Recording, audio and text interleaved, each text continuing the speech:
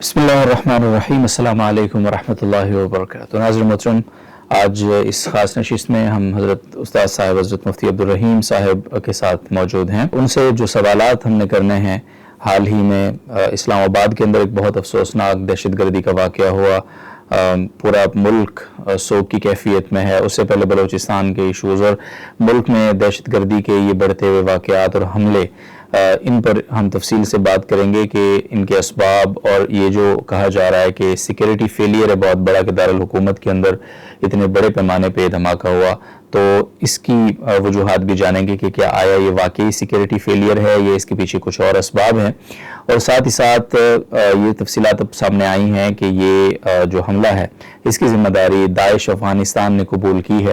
تو T T P اور داعش میں بنیادی طور پہ کیا فرق ہے، یہ ایک ہی ہیں یا مختلف ہیں، اور ان دونوں کے حوالے سے تحریک طالبان افغانستان جو ٹی ٹی اے ہے اس کا کیا موقف ہے، یہ بہت سارے سوالات ہیں، اور کچھ اور بھی انٹرسٹنگ آگے چیزیں ہیں انشاءاللہ اس انٹرویو میں، اس گفتگو میں آپ سنیں گے۔ تو ہم گفتگو کا باقاعدہ آغاز کرتے ہیں۔ السلام علیکم ورحمۃ اللہ وبرکاتہ حضرت۔ وعلیکم السلام ورحمۃ اللہ وبرکاتہ۔ سب سے پہلے تو حضرت ہم چاہیں گے کہ اسلام آباد کے اندر جو بم بلاسٹ ہوا، جمعے کی نماز کے دوران نمازیوں کے اوپر ایک دھماکہ کیا گیا، اور مور اور لیس کوئی 100 کے قریب لوگ اس میں جاں بحق ہوئے، زخمی ہیں بہت سارے، بہت بڑا سانحہ ہے، اور خاص کر دارالحکومت کے اندر اسلام آباد کے اندر اس سانحے کا ہونا، پھر جمعے کی نماز میں ہونا، مسجد میں ہونا، اس سانحے کے حوالے سے ہم چاہیں گے کہ آپ اپنی کچھ خیالات کا اظہار کریں۔ بسم اللہ الرحمن الرحیم۔ کل اسلام آباد میں مسجد میں جو خودکش حملہ ہوا اور اس میں درجنوں نمازی شہید ہوئے اور شاید 150 سے زیادہ لوگ زخمی ہوئے، تو یہ واقعہ انتہائی افسوسناک اور انتہائی شرمناک بھی اس کو کہیں گے ہر اعتبار سے، کہ جو لوگ اللہ کے حضور سربسجود ہوں، چاہے ان کا کسی بھی فرقے سے، کسی بھی مکتب فکر سے تعلق ہو، ان کو نماز کے دوران ان پہ حملہ کرنا یہ انتہائی درجے کی درندگی ہے، اور ایسے لوگوں کا دین سے، ایمان سے کوئی تعلق نہیں ہے۔ تو اس کی صرف مذمت نہیں کرنی چاہیے بلکہ اس کی مرمت کرنی چاہیے۔ جو لوگ اس میں شریک تھے یا جو لوگ اس کے سہولت کار تھے، جو بالواسطہ یا بلا واسطہ اس کو سپورٹ کر رہے ہیں، ان سب کی مرمت کرنی چاہیے، اور صحیح طریقے سے مرمت کرنی چاہیے۔ اس سے بڑھ کر کس مزید حادثے کا انتظار ہوگا کہ دارالحکومت کی مضافات میں اتنا بڑا سانحہ کا ہو جانا اور اتنی بڑی تعداد میں لوگوں کا شہید اور زخمی ہونا، یہ بہت ہمارے لیے بہت فکر کی بات ہے۔ ہمیں بہت اس پہ تشویش بھی کرنی چاہیے، اور تمام لوگوں کو مل کر اس جنگ کا مقابلہ کرنا چاہیے۔ سجدے کی حالت میں کسی کو مارنا یا نماز کی حالت میں اس پہ حملہ کرنا، اس حدیث شریف میں اس کی ایک مثال آتی ہے، ایک روایت میں آتا ہے، اور یہ روایت سند کے لحاظ سے صحیح ہے۔ حضرت ابوبکر صدیق رضی اللہ تعالیٰ عنہ نے نبی کریم صلی اللہ علیہ وسلم کی خدمت میں عرض کیا کہ یا رسول اللہ، میں نے ایک شخص کو دیکھا، حسن الہیئہ، جو شکل و صورت میں بہت اچھا تھا اور بہت خشوع و خضوع والا تھا، تو آپ نے ارشاد فرمایا کہ جاؤ اس کو قتل کرو۔ حضرت ابوبکر صدیق رضی اللہ تعالیٰ عنہ گئے اس کو قتل کرنے کے لیے، واپس آئے کہ یا رسول اللہ، وہ تو بڑی خشوع و خضوع سے نماز پڑھ رہا تھا، تو میری تو ہمت نہیں، مجھے مناسب نہیں لگا کہ میں اس کو قتل کروں۔ پھر آپ نے ارشاد فرمایا کہ بعض روایت میں کوئی نہیں ہے جو اس کی گردن اڑا دے، اور ایک روایت میں کہ آپ نے حضرت عمر رضی اللہ عنہ کو بھیجا۔ حضرت عمر گئے وہاں، اور واپس آ کر انہوں نے کہا کہ وہ تو بہت ہی خشوع و خضوع سے نماز پڑھ رہا تھا، تو مجھے تو مناسب نہیں لگا کہ میں اس پہ تلوار اٹھاؤں۔ اور بعض روایت میں آتا ہے کہ وہ سجدے میں تھا، تو حضرت عمر ڈر گیا کہ سجدے کی حالت میں کیسے ماروں۔ آخر میں حضرت علی رضی اللہ عنہ کو بھیجا، وہ واپس آتے ان کو یا رسول اللہ، وہ تو جا چکا تھا، نہیں ملا مجھے۔ تو آپ نے ارشاد فرمایا ان ھذا الرجل واصحابہ یقرؤون القرآن لا یجاوز تراقیہم۔ وہ جو خوارج کی بات ہے نا، تو یہ نبی کریم صلی اللہ علیہ وسلم کے زمانے میں ہی یہ سلسلہ شروع ہو گیا تھا۔ فرمایا کہ یہ وہ لوگ ہیں جو قرآن پڑھتے ہیں لیکن قرآن ان کے حلق سے نیچے نہیں اترتا۔ یمرقون من الدین کما یمرق السہم من الرمیہ، جیسے تیر شکار سے نکل جاتا ہے بڑی آسانی سے، ایسی بڑی آسانی سے یہ دین سے نکل جاتے ہیں۔ اور فرمایا ثم لا یعودون فی، پھر یہ دین میں داخل نہیں ہوں گے یہاں تک کہ تیر واپس اپنے اس میں داخل ہو جائے۔ تو جیسے وہ ناممکن ہے، ایسے ان لوگوں کا واپس دین میں آنا دوبارہ مشکل ہے۔ تو یہ بہت بڑی تنبیہ کی بات ہے کہ جو لوگ خوارج کے ساتھ جاتے ہیں تو کیا وہ واپس آ جائیں گے؟ جیسے تیر کا واپس آنا ناممکن ہے، ایسے ہی نبی کریم صلی اللہ علیہ وسلم نے ارشاد فرمایا کہ یہ لوگ دین سے نکلنے کے بعد دوبارہ دین میں نہیں آئیں گے۔ اور یہ وہ لوگ ہوتے ہیں جن پہ اللہ تعالیٰ ان کے دلوں پہ مہر لگا دیتی ہے، پھر ان کو اس میں کوئی حیا نہیں رہتی، کوئی نماز پڑھ رہا ہے، کوئی عالم ہے، کوئی مسلمان ہے، کوئی بچہ ہے، کوئی عورت ہے، تو یہ سارے خوارج ہیں۔ اور آپ نے دیکھا کہ ابھی نوشکی میں جو واقعہ ہوا، نوشکی میں امام مسجد خطیب تھے فوج کے، مفتی امشد علی صاحب نام تھا ان کا، تو ان کے گھر میں داخل ہوئے تو مفتی امشد علی صاحب یہ جامع احسن العلوم کراچی کے فارغ تھے، عالم تھے، حافظ تھے، قاری تھے اور مفتی بھی تھے۔ ان کو شہید کیا۔ ان کی اہلیہ جو عالمہ تھی اور ایک بہت بڑے عالم مولانا ڈاکٹر خالد عثمان کی صاحبزادی تھی، ان کو شہید کیا۔ 17 سال کا ان کا بیٹا تھا حافظ طلحہ، وہ حافظ بھی تھا، اس کو شہید کیا۔ پھر 13 سال کا بیٹا ایک اور تھا حافظ عمیر، اس کو شہید کیا۔ پھر 4 سال کی بچی انیفہ تھی، اس کو انہوں نے شہید کیا۔ تو ایسے لوگ ہیں یہ کہ ان کے لیے کسی انسان یا کسی عالم یا کسی بچے یا کسی نمازی کی جان یا اس کی کوئی تقدس نہیں ہے۔ تو اللہ تعالیٰ ان کے شر سے بچائے۔ تو اسی حدیث میں نبی کریم صلی اللہ علیہ وسلم نے ارشاد فرمایا کہ فَقْتُلُوهُمْ، آپ نے ارشاد فرمایا ان کو قتل کرو، ہم شر البریہ، یہ کائنات کے بدترین لوگ ہیں۔ تو یہ کائنات کے بدترین لوگ ہیں جو نماز کے دوران مسجدوں میں، امام بارگاہوں میں لوگ نماز میں ہوتے ہیں، ان پہ حملے کرتے ہیں۔ تو یہ خوارج ہیں، اور خوارج کی نظریات ایک ہی ہوتے ہیں، باقی ان کی علامات وغیرہ وہ بدلتی رہتی ہیں۔ کیا استاد صاحب اس کے حوالے سے اب جو بات آ رہی ہے وہ یہی ہے کہ افغانستان سے ہی یہ ہوا ہے، وہیں پہ پلاننگ ہوئی ہے، جو ہینڈلرز تھے وہ بھی وہاں پر تھے، اور اس آدمی کا وہاں جانا اور وہاں سے پھر آنا یہ بھی ثابت ہوا ہے؟ تو یعنی اس خطے میں یا پاکستان میں دہشت گردی کے جو تانے بانے ہیں وہ افغانستان سے جڑتے ہوئے ایک مرتبہ دکھائی دیتے ہیں۔ تو اس حوالے سے استاد صاحب کیا کہتے ہیں؟ یہ تو میں پہلے بار بار بتا رہا ہوں کہ ام الفساد افغانستان، اس وقت میں 1 سال سے میں اس بات کو کہہ رہا ہوں کہ ام الفساد کی جڑ افغانستان ہے، اور اس فساد کا جو باپ ہے وہ اسرائیل اور انڈیا ہے، اور وہ مغربی ممالک ہیں جو پاکستان کو مشکلات سے دوچار کرنا چاہتے ہیں، پاکستان کی معیشت کو برباد کرنا چاہ رہے ہیں۔ تو سب افغانستان سے ہو رہا ہے، اور اس کی تفصیلات بھی بہت ہوئی ہیں۔ تو وہاں ان کی ٹریننگ بھی ہوتی ہے، ان کو اسلحہ بھی دیا جاتا ہے، ان کو سپورٹ بھی کی جاتی ہے، اور جو بھی کسی جنگ کو سپورٹ کی ضرورت ہوتی ہے افغانستان سے مل رہی ہے ان کو۔ اس لیے اس میں کوئی اب شک نہیں رہا ہے کہ 90% جو کارروائیاں ہیں وہ افغانستان سے ہو رہی ہیں، 10% کارروائیاں ایران سے ہوئی ہیں، اور اب اس میں کافی کمی آئی۔ ٹھیک ہے۔ اچھا حضرت، اس حوالے سے جب یہ اسٹیٹمنٹ کل ہی آ گئی تھی، وزیر مملکت برائے داخلہ غالباً طلال چودھری ہیں اور دیگر، انہوں نے آئی جی اسلام آباد نے بھی انہوں نے کنفرم کیا تھا کہ ان کا افغانستان سے کنیکشن ہے اور یہ وہاں سے ٹریننگ لے کر آیا ہے۔ تو ہمارے بہت سارے پاکستان کے جو لوگ ہیں سوشل میڈیا کے اوپر بھی، نیشنل میڈیا کے اوپر بھی، ان کی طرف سے ایک بات یہ آئی کہ کیا حکومت ہمیں صرف یہ بتانے کے لیے ہے کہ دہشت گرد افغانستان سے آیا ہے، ہم ہر واقعے کو افغانستان انڈیا کے اوپر ڈال دیتے ہیں، اپنی ذمہ داریوں سے بری کیسے ہم ہو جاتے ہیں، اور یہ صرف اور صرف سیکیورٹی فیلئر تھا کہ اتنا بڑا دھماکہ اسلام آباد میں ہو گیا، تو حکومت اور ریاست اس کو اپنے اوپر اس کی ذمہ داری کیوں قبول نہیں کرتی ہے کہ وہ اس کو نہیں روک سکی؟ صرف یہ کہہ دینا تو کافی نہیں ہے کہ وہاں سے آئے۔ دیکھیں، اس میں ایک بات تو یہ کہ جو حملے روکے جا رہے ہیں ان پہ کوئی توجہ نہیں دے رہا۔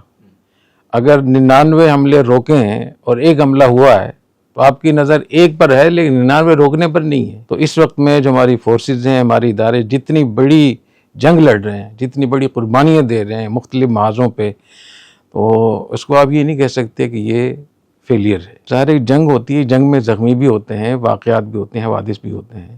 جو فیلئر ہے وہ ایک اور چیز ہے جس پہ میں خاص طور پہ متوجہ کروں گا اپنے تمام لوگوں کو، کہ سیکورٹی فورسز کے پاس جو وسائل ہیں، جو ان کے پاس تیاری ہے، تو وہ اس کی تیاری ہے کہ باہر سے لوگ حملہ آور ہوں، اندر کے لوگ متفق ہوں ان کے ساتھ۔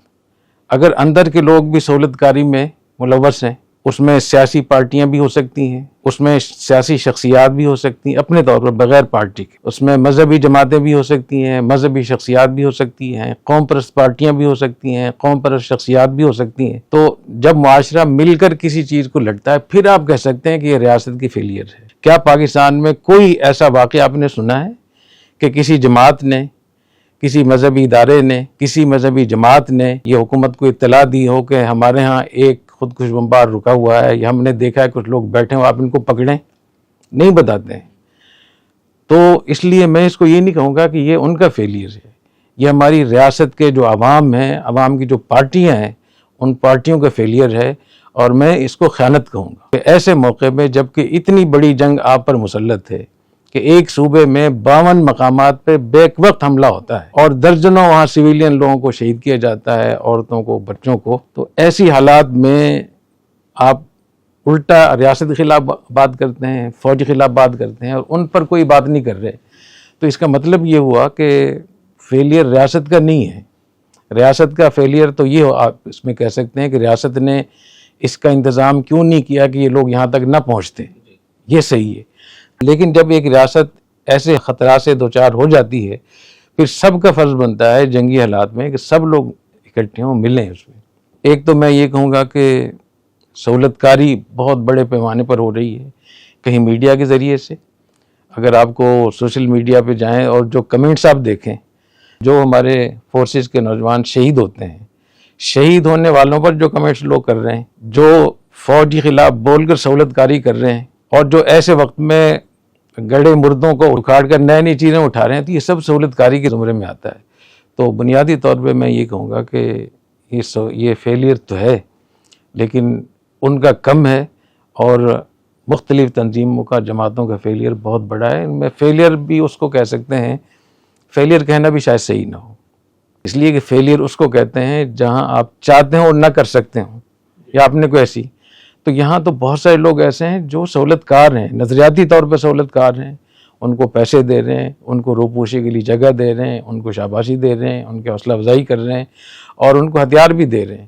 اور ایسے لوگ بھی ہیں جو پیسے بھی دے رہے ہیں، ان کو زکوٰۃ اور صدقہ خیرات بھی دے رہے ہیں. تو اس لیے فیلئر کی بجائے اس کو یہ کہنا چاہیے کہ سہولت کاری ہے. اور جب اتنے بڑے پیمانے پر سہولت کاری ہو، اور جس کو میں الفساد کہہ رہا ہوں، وہاں انڈیا بیٹھا ہوا ہے، وہاں اسرائیل بیٹھا ہوا ہے، وہاں اتنے پاکستان کے دشمن بیٹھے ہوئے ہیں، تو اتنی بڑی جنگ کے مقابلے میں اگر پاکستان کے ادارے محدود وسائل کے ساتھ اور اتنی مشکل جنگ کو لڑ رہے ہیں، تو آپ ان کے پیچھے نہ پڑیں. اور اس کو دیکھیں کہ انہوں نے روکا کتنا ہے. جن لوگوں کو یہ معلوم ہے کہ ان کی تعداد کتنی ہے، ان کے سہولت کار کتنے ہیں، ان کے نظریاتی سہولت کار کتنے ہیں، کتنے لوگ ان کو فتوے دیتے ہیں. ایک آدمی اپنے آپ کو پھاڑ رہا ہے تو ایسی تو نہیں پھاڑ رہا، کسی نے ذہن بنایا ہے نا اس کا. اور پھر افغانستان سے جو ان کو اسلحہ مل رہا ہے، جو سپورٹ مل رہی ہے، جو ان کو کمک مل رہی ہے، جو ان کو شاباش مل رہی ہے، جو ان کو ٹریننگ مل رہی ہے، جو ان کو ہتھیار بھی ایسے مل رہے ہیں جو پاکستان کی فوج کے پاس بھی نہیں ہے، ان سب کے مقابلے میں ہمیں اپنے گریبان میں جھانکنا چاہیے. فورسز کو میں نہیں سمجھتا کہ وہ اس کے اوپر آپ کو چڑھائی کرنی چاہیے. اور خاص طور پہ سیاسی پارٹیاں، سیاسی مذہبی جماعتیں، وہ اس موقع کی انتظار میں ہوتی.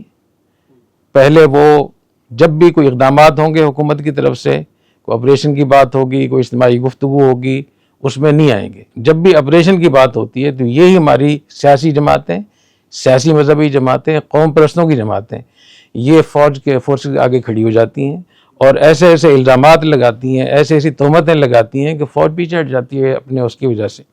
اور جب کوئی واقعہ ہو جاتا ہے تو پھر سینہ تان کر کھڑے ہو جاتے ہیں. تو یہ جو دوغلا پن ہے، میں اس کو منافقت کہوں گا اور اپنے ملک سے خیانت کہوں گا. اس کی کوئی گنجائش نہیں. اچھا، استاد صاحب نے اس حوالے سے بھی فرمایا کہ یہ افغانستان سے ہوا ہے، لیکن خود افغانستان داعش سے زخم خوردہ ہے. داعش نے وہاں پہ بہت سے حملے کیے، اور یہ جو داعش ہے یہ تو افغان طالبان اور پاکستان کا مشترکہ دشمن ہے. اسی وجہ سے پہلی دفعہ یہ ہوا ہے کہ افغان طالبان نے بھی، جو عبوری حکومت ہے ان کی طرف سے اس کی مذمت کی گئی ہے اور پاکستان سے گویا اظہار ہمدردی کیا گیا. تو اس وجہ سے ہم یہ کیسے کہہ سکتے ہیں کہ افغانستان اس میں ملوث ہے؟ اور پھر استاد صاحب نے جیسے یہ بھی ذکر کیا کہ وہاں سے اسلحہ ان کو، تو بظاہر تو پھر اسلحہ ملنا بھی ممکن نہیں ہے، کیونکہ وہاں پہ بہت سے جو افغان کمانڈر ہیں ان پر خود کش حملے انہوں نے کیے ہیں، افغان قیادت ان کے نشانے پر ہے. تو یہ لوگ پھر جو داعش ہے یہ کہاں سے اسلحہ لے رہی ہے، یہ کہاں ٹریننگ کر رہی ہے، یہ کہاں پہ تیار ہوتی ہے، اور یہ کیسے حملہ آور ہو رہی ہے دونوں؟ دیکھیں، اس پہ تحقیق اور ریسرچ کی بہت زیادہ ضرورت ہے. وہ داعش جس کا تعلق عراق سے ہے یا شام سے ہے، وہ اور داعش ہے. جو داعش یہاں کی ہے اس میں اور ٹی ٹی پی میں کوئی فرق نہیں. اصل مسئلہ تو مائنڈ سیٹ اور نظریات کا ہے.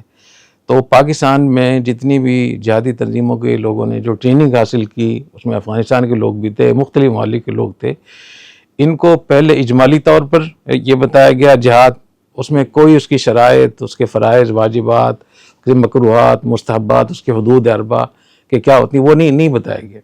اس کے بعد پھر یہ مختلف گروپوں میں یہ افغانستان میں لڑتے رہے. پھر افغانستان کا سقوط ہوا، 11 ستمبر کا واقعہ ہوا، تو اس سے پہلے یہ مختلف ہمارے اداروں کے زیر اثر تھے.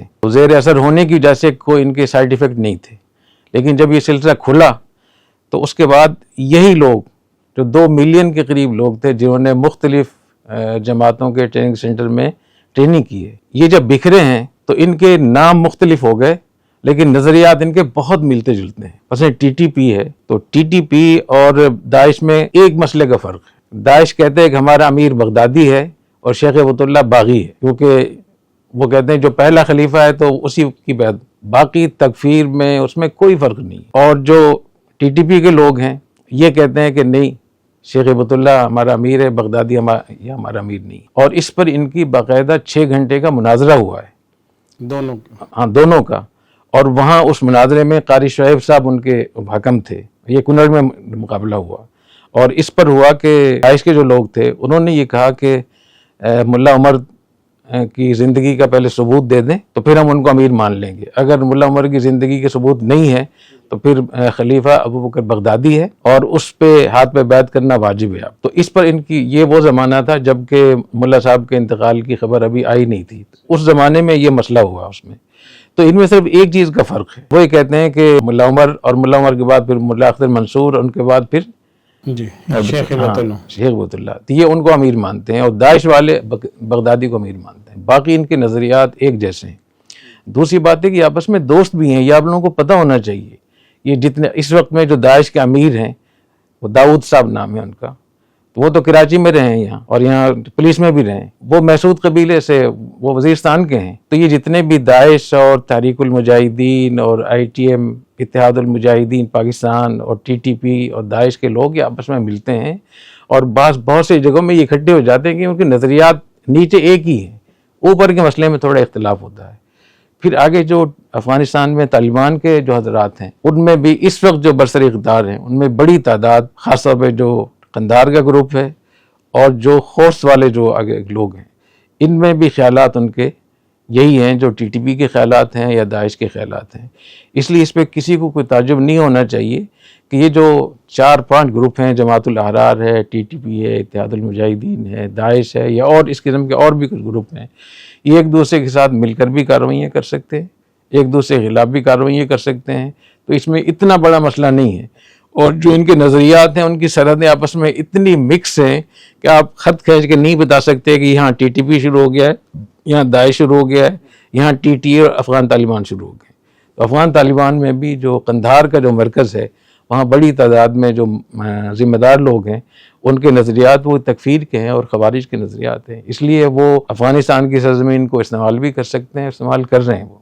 تو اگر کنڑ میں اگر داعش ہے اور سب کو پتہ ہے داعش ہے تو اس کے خلاف فیصلہ کن کارروائی کیوں نہیں کر رہے ہیں؟ صحیح، افغان طالبان. جی افغان طالبان. دوسری بات ہے کہ انہی میں سے ایسے لوگ بھی ہیں، اس میں ٹی ٹی پی کے لوگ بھی ہیں، داعش کے لوگ بھی ہیں اور بھی جو بین الاقوامی اسٹیبلشمنٹ کے لیے استعمال ہوتے ہیں. اس کے بہت سارے شواہد موجود ہیں. تو وہاں جو افغان طالبان ہیں وہ بین الاقوامی اسٹیبلشمنٹ کا بھی خیال رکھتے ہیں. ان کو پتہ ہے کہ ان کو چائنا کے خلاف بھی استعمال کرنا ہوگا، ازبکستان کے اوپر بھی ایک تلوار ان کو کھڑی کرنی ہوگی، پاکستان کے اوپر بھی. تو وہاں اس قسم کا نظام رائج ہے افغانستان میں جو بڑی تباہی کا پیش خیمہ ہے اور اس میں کوئی بھی بڑا حادثہ پاکستان میں دنیا کی کسی بھی جگہ میں ہو سکتا ہے. حضرت یہ اسلام آباد کا سانحہ، پھر اس سے پہلے کچھ دن پہلے بلوچستان کا اتنا اندھوناک پورا 3-4 دن بلوچستان بالکل مفلوج تھا اور شہروں تک لوگ یہ دہشت گرد آ گئے فتنۃ الہندوستان کے. اگرچہ ہماری فورسز نے بروقت کارروائی کی اور بڑی تعداد میں ان کو ٹھکانے بھی لگایا الحمدللہ، لیکن بہرحال سویلینز کا، ہمارے فوجی جوانوں کا بھی کافی نقصان ہوا، کافی لوگ شہید ہوئے اس میں. یہ سارے واقعات اور ان کی جو تیزی ہے، ان میں جو شدت ہم نے اب دیکھی ہے، دیکھنے میں آ رہی ہے، یہ اس سے لگتا یہ ہے کہ دہشت گرد اب کوئی فیصلہ کن کارروائیوں کے موڈ میں ہیں اور ان کو وہ چاہتے ہیں کہ بڑے بڑے حملے کریں پاکستان پہ. ان کے ایک تو اس تیزی کے اسباب پہ تھوڑی سی بات فرمائیں گے اور پھر سد باب اصل جس کے لیے ہم آپ سے سننا چاہتے ہیں کہ کیسے یہ حملے اتنے بڑے پیمانے پہ، یہ دہشت گردی جو پاکستان پہ اب لیلغار ایک جو ہے وہ ہونے لگی اچانک سے، کیسے اس کو روکا جا سکتا ہے؟ دیکھیں، ایک تو میں بتاؤں، جو ملکوں کی پالیسیاں ہوتی ہیں، ریاست کی پالیسیاں، وہ بہت اس سے بنتی ہیں بڑی تیاری کے ساتھ، سوچ سمجھ کے، اور جب وہ پالیسیاں بن جاتی ہیں تو پھر اگر اس کے اوپر اتنی بڑی 50 سال اس پالیسی پر عمل ہوا ہو تو اس کو تبدیل کرنا اتنا آسان نہیں ہوتا۔ ہماری ریاست کی پالیسیوں میں کہ جو مشرقی بارڈر تھی اس کے لیے بھرپور تیاری کی گئی، اور مغربی بارڈر کے بارے میں یہ سمجھا گیا کہ وہاں تو ایران ہے اور افغانستان ہے، وہ ہمارے لیے ہمارے دوست ہیں، تو انہوں نے وہاں اس کے لیے کچھ نہیں کیا۔ تو جتنا بھی ان 50 سالوں میں جو اقدامات ہوئے، جو پالیسیاں بنی، جو فیصلے ہوئے، جو تعلقات ہوئے، جو اس پہ کمیٹیاں بنی اور مختلف ریاستی اداروں میں جو آگے پیش رفت ہوئی، وہ اسی بنیاد پہ تھی کہ ہمارے اپنے لوگ ہیں۔ اور جب اتنی بڑی پالیسی 50 سال اس پہ جب ہو جاتے ہیں، اس کے بعد اتنے بڑے پیمانے پر جب بدعہدی، بدشکنی، اور الفاظ مجھے نہیں مل رہے جو میں اپنے صحیح اس کے میں جذبات کا اظہار کر سکوں، تو ایسے موقع میں اس کو تبدیل کرنے میں بہت وقت لگے گا۔ تو پاکستان کے لیے اس پالیسی کو تبدیل کر رہے ہیں، لیکن اس میں وقت لگ رہا ہے، اور وقت لگنے میں اس کی وجہ کیا ہے؟ تاکہ عام لوگ اس کی زد میں نہ آ جائیں۔ افغانستان کے لوگ، جو وہاں کے افغانستان کے عوام تھے، ان سے ہمارے اچھے تعلقات تھے، ہو سکتا ہے کوئی اور چانس ہمیں مل جائے دوبارہ سے ایک دوسرے کے قریب آنے کا، تو ایک خام خواہی الگ سے ہم دشمنی مول نہ لیں۔ یہ بھی ہو سکتا ہے کہ کسی غلط فہمی کے شکار ہو گئے ہوں، یہ بھی ہو سکتا ہے کہ وہاں کچھ اچھے لوگ بھی بہت ہیں، جیسے میں ہمیشہ بتاتا ہوں کہ 40 لوگ ہیں کل وہاں جو ہم نے شمار کیے ہیں، تو اس میں 32 لوگ پاکستان کے ساتھ ہیں، تو 8 لوگ جو بڑے لوگ ہیں با اختیار، وہ جب 32 وہاں کے لوگ پاکستان کے ساتھ ہیں تو پاکستان کے ادارے سوچتے ہیں کہ تھوڑا سا اور دیکھ لیں۔ ایک تو یہ مسئلہ ہے، تو اس پالیسی کو تبدیل کرنا اور نئی پالیسی کے مطابق تیاری کرنا، اور تیاری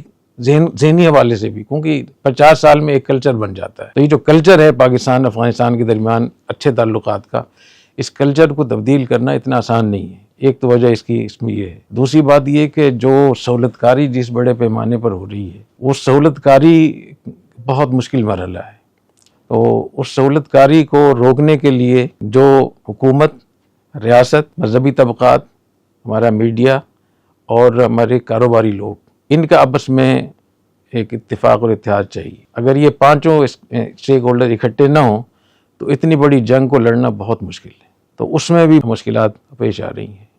تو کیا یہ اسی طریقے سے سلسلہ چلتا رہے گا، پھر ہم بربادی کا سامنا کرتے رہیں، برباد ہوتے رہیں؟ تو میرے خیال میں اب وہ وقت آ گیا ہے کہ اب ہمیں اس رحم دلی کا اور وسعت ظرفی کا مظاہرہ نہیں کرنا چاہیے جس کے نتیجے میں آج ہمارے حالات۔ اور اس کے لیے معیار ہم کس کو بنائیں؟ معیار اس کو بنائیں کہ جو حضور اکرم صلی اللہ علیہ وسلم نے خوارج کے بارے میں جو ارشاد فرمایا کہ ہم کلاب النار اینما لقیتموہم فاقتلوہم، اور یمرقون من الدین کما یمرق السہم من الرمیہ، اور لئن ادرکتہم لاقتلنہم قتل عاد، اگر مجھے مل گئے تو میں ان کو ایسے قتل کروں گا جیسے قوم عاد کو زمین سے صاف کیا گیا تھا۔ تو ریاست بنتی بھی طاقت سے ہے، اور ریاست کی حفاظت بھی طاقت سے ہوگی۔ تو اس وقت میں جن اقدامات کی ضرورت ہے ریاست کی سطح پہ، حکومت کی سطح پہ، میڈیا کی سطح پہ اور جوڈیشری کی سطح پہ، ان سب کو کرنا ضروری ہوگا، پھر جا کر یہ قصہ ختم ہوگا۔ اور وہ کیا ہے کہ جو لوگ خوارج ہیں یا خوارج کے سہولت کار ہیں، جو باغی ہیں اور باغیوں کے سہولت کار ہیں، ان کے بارے میں جیسے نبی کریم صلی اللہ علیہ وسلم نے کسی بھی ان کے لیے رحم دلی کا الفاظ نہیں بولے۔ ایک تو وہ لوگ ہیں جو براہ راست لڑ رہے ہیں، خوارج ہیں، BLA کے لوگ ہیں، یا دوسرے وہ لوگ ہیں جو ان کو پناہ دیتے ہیں، جو ان کو پیسہ دیتے ہیں، پاکستان کے اندر کی میں اس میں بات کر رہا ہوں، جو ان کی ذہن سازی کرتے ہیں، تو یہ ان کے سہولت کار ہیں۔ اور ان سہولت کاروں کو حضرت حافظ ابن حجر رحمہ اللہ تعالیٰ نے، علامہ سخاوی نے ان کے بارے میں یہ نقل کیا ہے کہ القادیۃ ہم اخبث من الخوارج، یہ خوارج سے بھی بدتر لوگ ہیں۔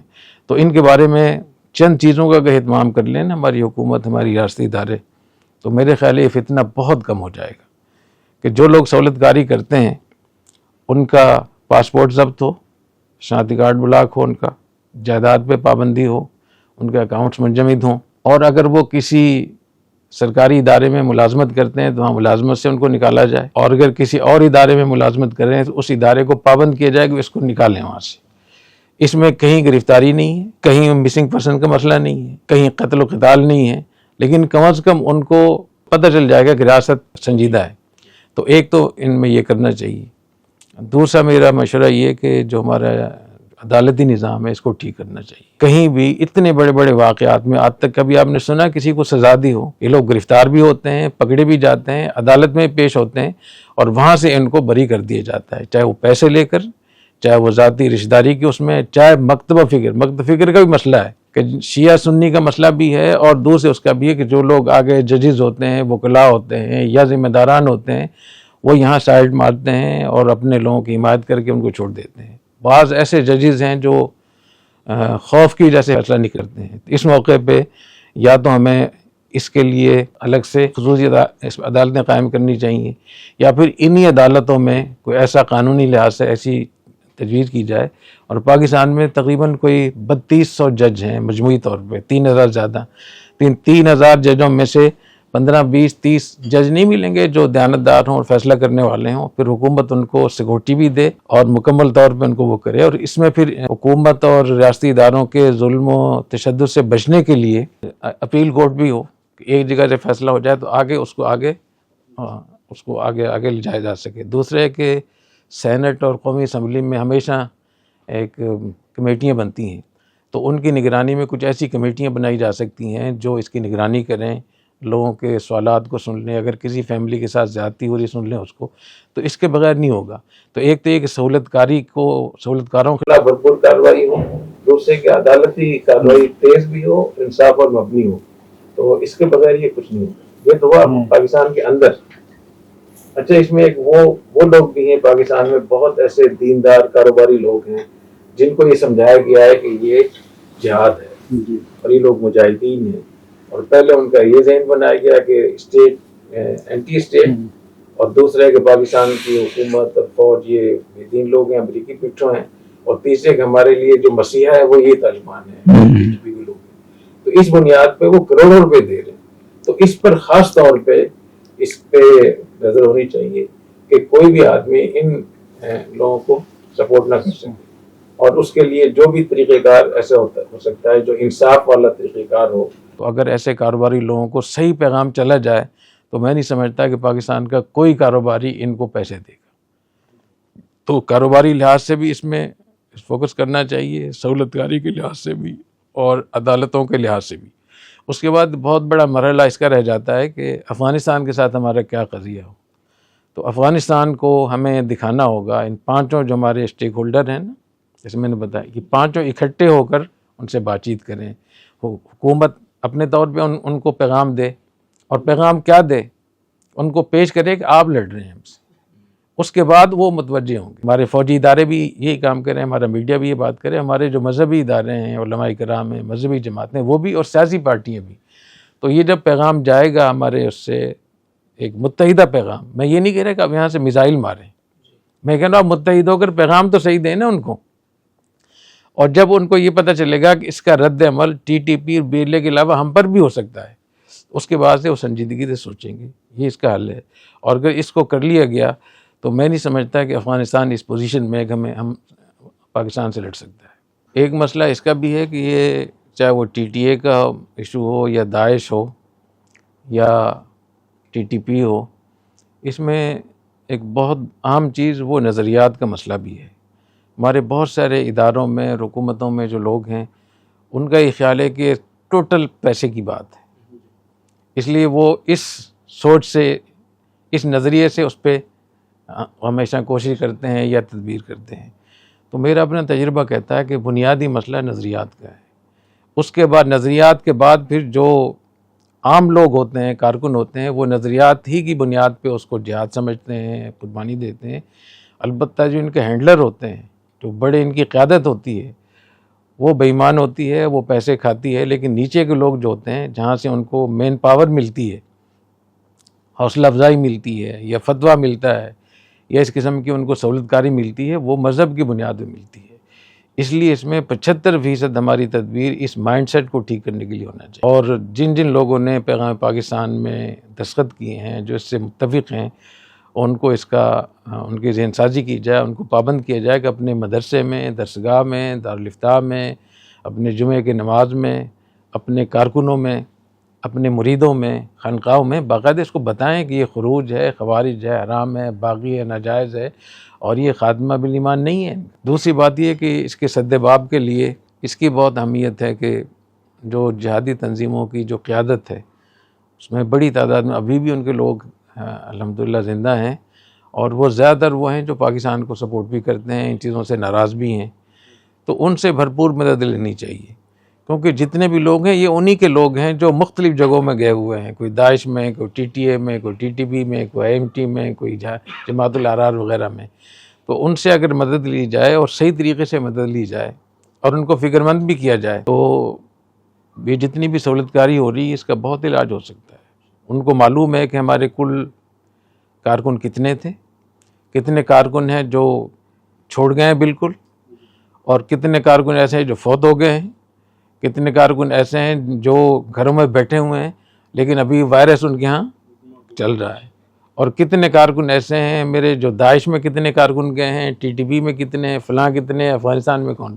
تو یہ سب لوگوں کے پاس ڈیٹا موجود ہے، مرکز کی سطح پر بھی ڈیٹا موجود ہے، صوبے کی سطح پر بھی، ڈویژن کی سطح پر بھی، اور ضلعی سطح پر بھی، اور یہ اپنے ان کارکنوں کے ذریعے سے یہ چندہ وغیرہ بھی کرتے ہیں، بہت کچھ کرتے ہیں۔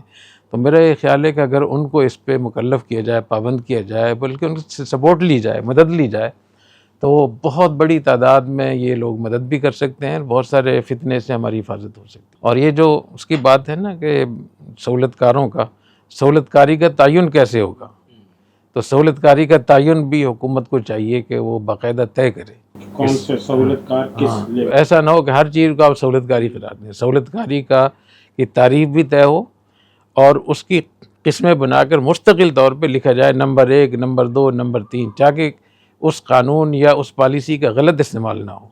کوئی بھی آدمی، پولیس والا اپنے کسی دشمن کو اس کے نام پہ اٹھا کر اس کو ذلیل کرے، خدا نخواستہ کسی فیملی کو خراب کرے، تو اس کا خاص طور پہ اہتمام کرنا چاہیے۔ تو سہولت کاری جو دنیا میں ایک ایسا طریقہ کار جس کو سہولت کاری سمجھا جاتا ہے، ایک سہولت کاری وہ ہے اس کو پتہ ہی نہیں ہے، کسی نے کسی کو استعمال کیا اور اس کے فرشتوں کو بھی پتہ نہیں ہے، اس کا الگ حکم ہوگا، اور ایک اس کو پتہ ہے یا اس کو شک ہے کہ شاید یہ آدمی غلط ہے کہ پھر بھی اس پہ نہ کوئی اقدام کرتا ہے، تو یہ سہولت کاری میں شمار ہوگا۔ تو سہولت کاری کی تعریف بھی ہونی چاہیے، اور سہولت کاری پہ ایک بھرپور پالیسی بنانی چاہیے، کچھ قانون سازی اس پہ ہونی چاہیے، اور پھر بے رحمی کے ساتھ اس کی تنفیذ، اس کو قانون کو آگے نافذ کرنا چاہیے، تو یہ ٹھیک ہو جائیں گے انشاءاللہ۔ جی حضرت، بہت بہت شکریہ۔ ناظرین محترم، ملک میں دہشت گردی، اس کے اسباب، سد باب اور جو سہولت کاری خاص طور پہ، اس پر بہت ہی خوبصورت گفتگو ہوئی، اور کافی ساری تجاویز بھی حکومت کو، ریاست کو وہ الحمدللہ دی گئی حضرت کی طرف سے۔ تو فی الوقت اس نشست سے اجازت چاہیں گے، آپ کے کوئی سوالات ہوں تو آپ کامنٹس میں لکھ سکتے ہیں۔ اجازت دیجیے، اللہ حافظ۔